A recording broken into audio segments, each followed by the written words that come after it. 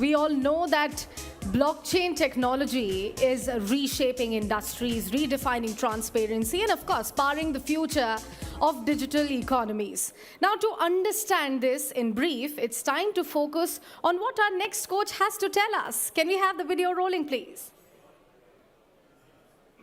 Every wave of change is powered by technology, from steam to silicon, from code to connectivity, and now to decentralization.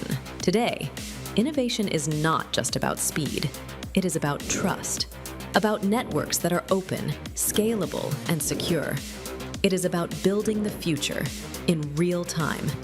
At the forefront of this frontier stands a pioneer, founder and CEO of Cometh, president of Ethereum France, a leader shaping the future of Web3, gaming, and decentralized finance. Please welcome founder and CEO of Cometh and president of Ethereum France.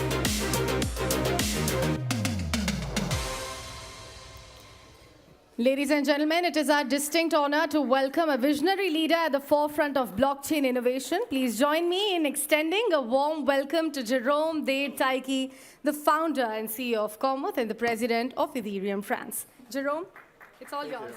Thank you. All right, I wasn't prepared for this video, so thank you for having this and introducing me this way. So first off, I'm very honored and humbled to be here.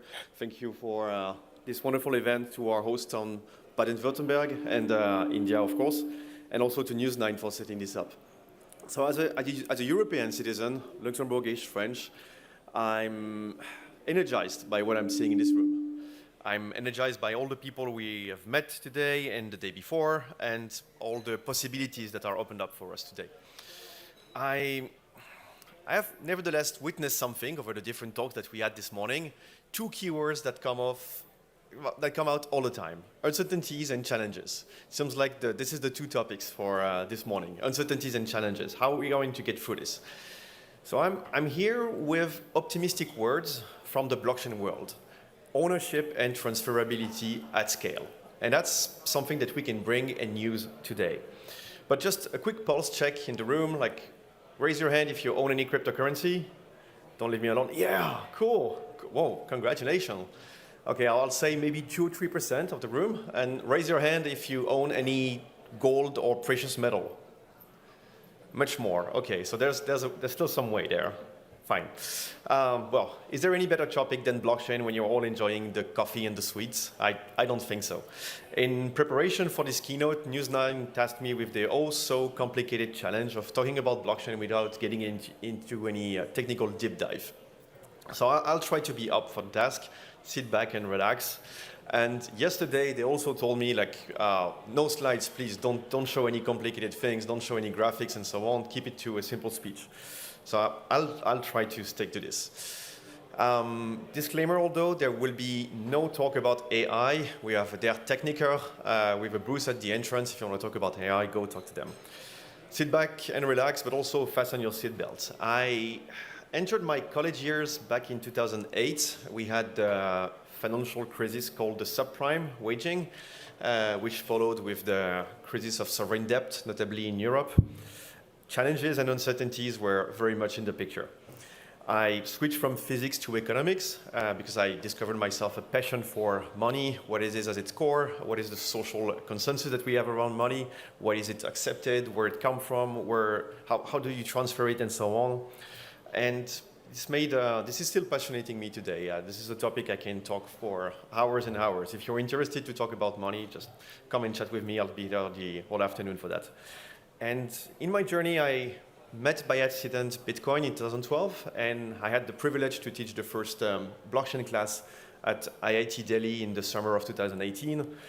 And it's been, since then, a privilege to see all the Indian talents swarming into our industry.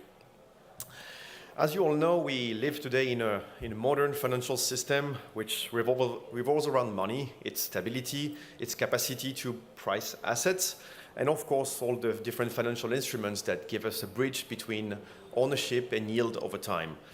The very premises of this system is based with quite old innovations that are extremely powerful, such as double book double entry bookkeeping, joint stock companies, mortgages, promissory notes, a good one as well, etc., etc. You don't need much more to build the financial system that we live in today.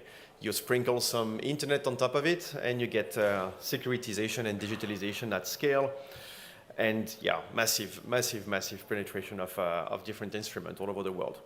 But as complexity and sophistication grew, it became harder and harder to know who owns what, who owes what to whom as well. And again, problems of ownership and transferability. Oversights and intermediation became a necessity, and were and are still very much required. We have tons of different incompatible or poorly talking to each other's systems of information and standards. This kind of complexity brings us into the problems such as reconciliation, delay of settlement, and reconciliation trade-off and time-offs is very complicated. This brings complicated questions for people that are transacting between Europe and India, for example. What is the counterparty risk? Tough question. How fast can we settle this transaction? Okay. Under which terms can you transact abroad? Complicated topics for the layman, but also for businesses. And those are a few of the countless questions that we can find today in the modern system. The system, we are all using it, all of us, whether it's at our business place, whether it is when you are traveling, whether it is when we are trying to just pay for something outside of the market. Still, perceived IDs are quite strong. If we look at the statistics, the perceived IDs that the Germans prefer to deal with cash is actually quite true. They have a high preferability of high preference around the EU citizens about how to use cash. The Indians like to have gold in their portfolio. Cool. But here is another very perceived ideas. Cryptocurrency and blockchain are for drug lords and terrorists. That's not really true. Actually, that's quite the opposite, and I'm going to try to demonstrate that to you. 1 out of 10 French citizens own cryptocurrency. If you get it down to the people that are under 30-year-old, that's 2 out of 5. I'm not aware of any statistics on the Germans. If you know any, let me know. And for me, the blockchain interest among the young generation is no surprise at all. There is a fundamental shift, a fundamental change in paradigm that the blockchain is bringing. The blockchain is the most radical change and revolution we are about to witness in the financial industry. As a reference, I want you to think about the iron making and the steam power, what it was for the Industrial Revolution. The equivalent for the financial industry is ahead of us. We have maybe 30 to 50 years of radical innovation in the financial industry thanks to this. Introduced in 2009, Bitcoin was a great prototype, and Ethereum is now a masterpiece that we can all enjoy at scale.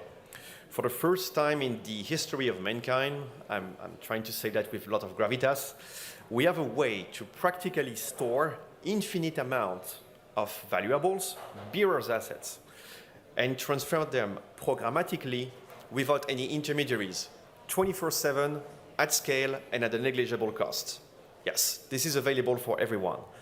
During the Industrial Revolution, Napoleon rejected the steam engine. It was presented with the steam engine by Robert Fulton, and he looked at the steam engine and famously said, clearing my throat for a proper French accent, "What, sir? Would you make a ship sail against the winds and currents by lighting a bonfire under the deck? I have no time for this nonsense." Yes, no time for this nonsense. Having worked in the blockchain industry for the past 12 years or so, you wouldn't believe how many times I heard those lines. I have no time for this nonsense. Blockchain won't scale. It will never be used. It cannot be not private. It cannot be public. It cannot be this way. Blockchain are built different. That's for sure. That's why it's a shift of paradigm. Creating an account is free. It's self-served. It's permissionless. Creating an account is even simpler than creating an email address.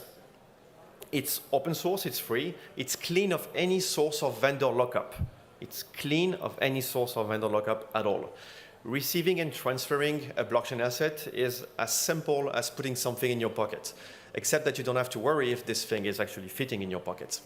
So infinite amount in your pocket. Yeah, I can hear some of you chuckle about the fact of putting lots and lots of money in your pocket and going around.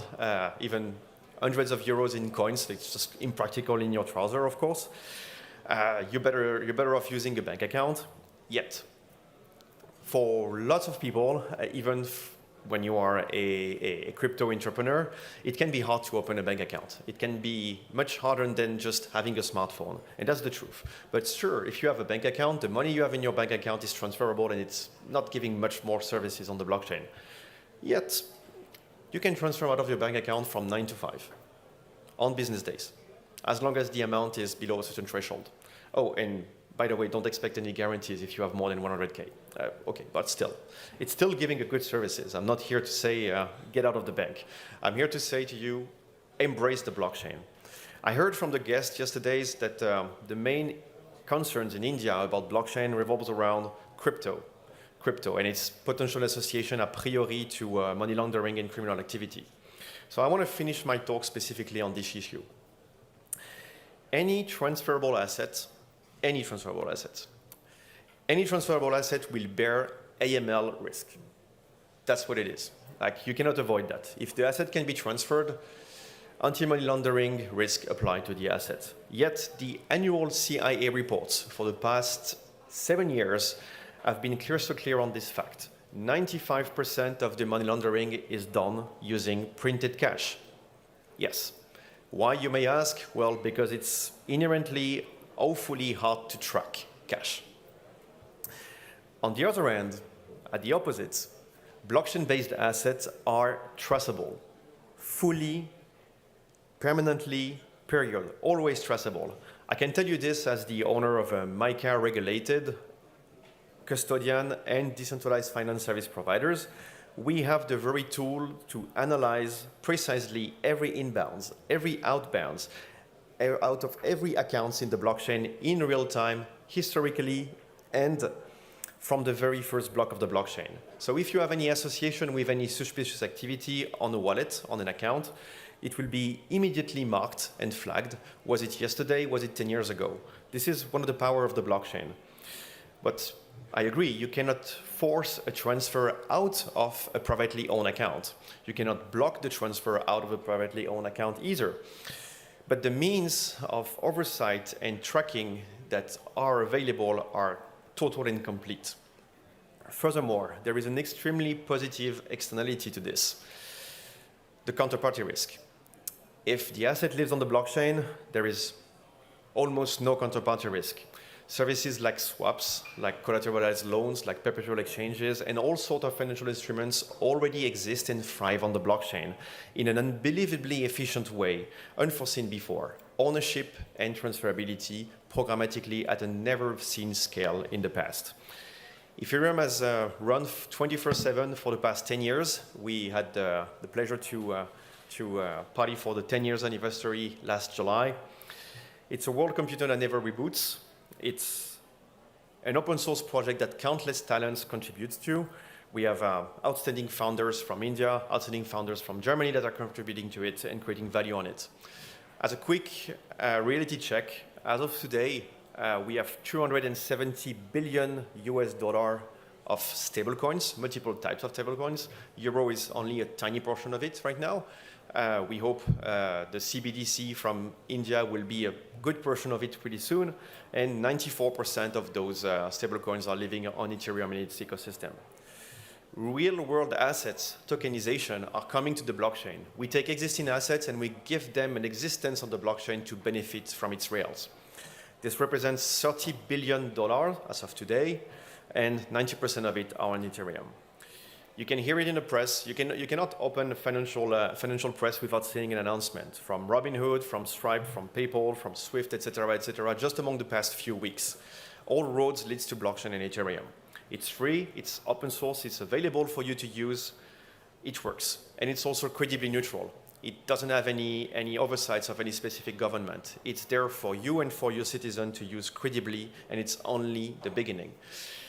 So my message to you, again, optimism on ownership, transferability, and world-scale digital transformation of the current state of finance.